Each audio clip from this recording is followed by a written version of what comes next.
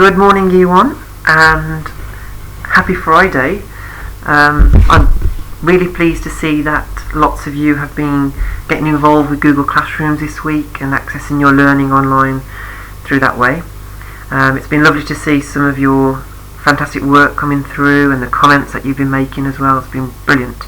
And I really want to emphasise that this Google Classrooms is a really useful learning platform at the moment. Obviously being in school is a lot better, but at least with the Google Classrooms we can keep in contact this way, and it's so important that we can we use this to sort of monitor our learning and still keep learning together in what we would have done in school. So today's this video is going to explain an outline of what we need to do today.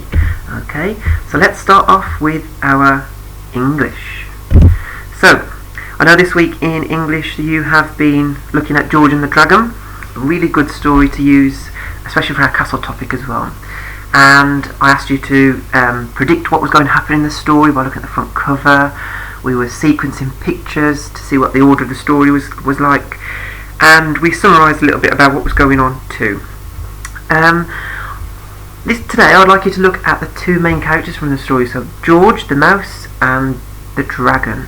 I want you to look at the pictures of both as well. So look at the picture of George and look at the picture of the dragon separately. So how do you think George feels, knowing that he lives living next door to a dragon? How do you think the dragon feels, having to live next door to a mouse? And we know he's scared of mice. And why do you think that is? Okay. What do they look like? So look at the two characters. Are they similar? Are they different? Look at their size. I know yesterday when we looked at describing the dragon, we looked very much at the features of what the dragon looked like. Think about where they live. So like with the mouse, he was a bit unhappy that when the bat was living in there, everything was upside down. So think about how he might feel and how he might feel a bit differently when he accesses a different part of the cave when he sees the dragon's lair. What's he thinking of at that point?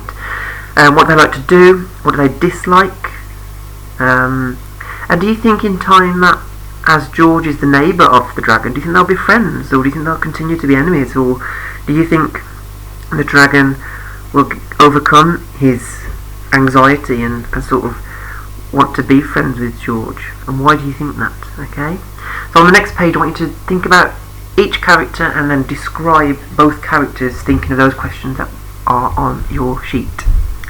Okay, for maths. Maths this week we've been looking at place value and representing numbers. Of course, last half term we looked at numbers up to 10, and once we know numbers securely up to 10, we know we can really focus on those larger numbers, which is what we're heading towards now.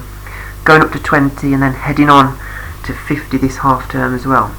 So today I want you to look at greater than, less than and equal to. Now I know we've done this before and we had such a really good time with our math resources in class, experimenting, finding out, exploring, and that's exactly what I'd like you to do today as well.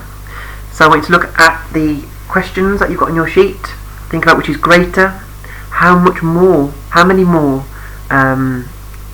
items do you have compared to the item between A and B of the cubes, and I want you to think about, well, why do you think there's that many, and can you use your knowledge of counting on from 10 using the tens frame? So you starting off with 10 and then counting on from that number to make your counting a lot easier when it comes to larger numbers. And use the images and the pictures that are on the screen and on your worksheet to help you with your explanation and your understanding of this, so that you know which is greater than and less than or equal to. And then as a challenge, can you see if you can find the odd one out on the grid? So again, you can use the pictures, use the images, especially number A, so letter A, where you can see a tens frame with 10 counters on. Start off with 10, you don't need to count them all, and then count on from that number, and exactly the same with the Numicon too. So see if you can do that today as a challenge. And for your creative curriculum lesson, it is science today. Now I know this week you've been making bridges, researching bridges, thinking about their structures, thinking about materials. Now you're going to a material hunt, And I want you to really get those bridges back out today and think about how effective your materials were. So how many pennies did your bridge hold? And was it strong enough? If it was strong enough, well, why was it strong enough? What materials did you use to make it strong? Did it hold a lot of the pennies? And if it did, that would suggest that it was quite strong compared to a different one. And if it wasn't very strong, well, why do you think it wasn't very strong either? So just because a bridge may have collapsed because it wasn't strong enough doesn't mean to say it was a failure, because you can learn from that. And we'll have to think about, if you were to do it again next time, what would you change? What material would be a better use to make the bridge strong enough to hold the pennies? So lots to be getting on with today, Friday.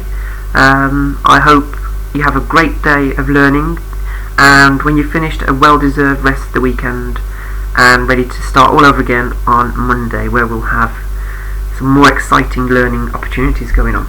Okay, so year 1, have a great day, have a great learning day, and good luck.